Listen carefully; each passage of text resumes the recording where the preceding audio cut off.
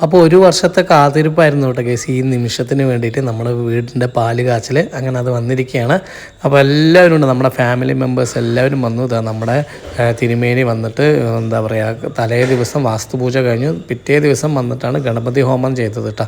അപ്പോൾ ഗണപതി ഹോമമൊക്കെ കഴിഞ്ഞ് സൗമ്യ വലം വയ്ക്കുകയാണ്. ഒരു കുടം വെള്ളമൊക്കെ എടുത്തിട്ട് നമ്മുടെ വീടിന് ചുറ്റും വലമൊക്കെ വെച്ചിട്ട് നിലവിളക്ക് പിടിച്ച് അകത്തേക്ക് കയറാൻ പോകുകയാണ് കേസ്. വളരെയധികം സന്തോഷത്തോടു കൂടിയാണ് ഞങ്ങളെല്ലാവരും നിൽക്കുന്നത് കേട്ടോ. ഒരുപാട് സന്തോഷമുണ്ട് മനസ്സിൽ. എല്ലാവരും വന്ന് നമ്മുടെ ഫാമിലിയിലുള്ളവരും ഫ്രണ്ട്സും കൂട്ടുകാരും നാട്ടുകാരും എല്ലാവരും കൂടിയിട്ട് വന്നിട്ടുള്ളൊരു നല്ലൊരു ചെറിയൊരു പരിപാടിയായിരുന്നു.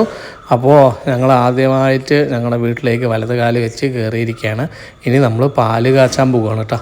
അപ്പോൾ ഇന്നത്തെ കാലത്ത് ഒരു വീട് കെട്ടുക എന്ന് പറഞ്ഞത് വളരെയധികം നമുക്ക് പ്രയാസം നിറഞ്ഞത്, സാധാരണക്കാർക്ക് ഒരുപാട് എന്താ പറയുക പ്രയാസം നിറഞ്ഞൊരു കാര്യമാണല്ലോ. അപ്പോൾ ഞങ്ങൾ നമ്മുടെ ഫാമിലിയിലുള്ള എല്ലാവരുടെയും സപ്പോർട്ട് കൊണ്ടും ധനവും പൊടിയും പെങ്ങളും എല്ലാവരും ഉണ്ട് കേട്ടോ. ഏട്ടനും അച്ഛനും അമ്മയും അളയനും എല്ലാവരും ഉണ്ട്, അമ്മായിയും മക്കളും എല്ലാവരും വന്നിട്ടുണ്ടായിരുന്നു. എല്ലാവരും അപ്പുറത്താണ് കേസ്.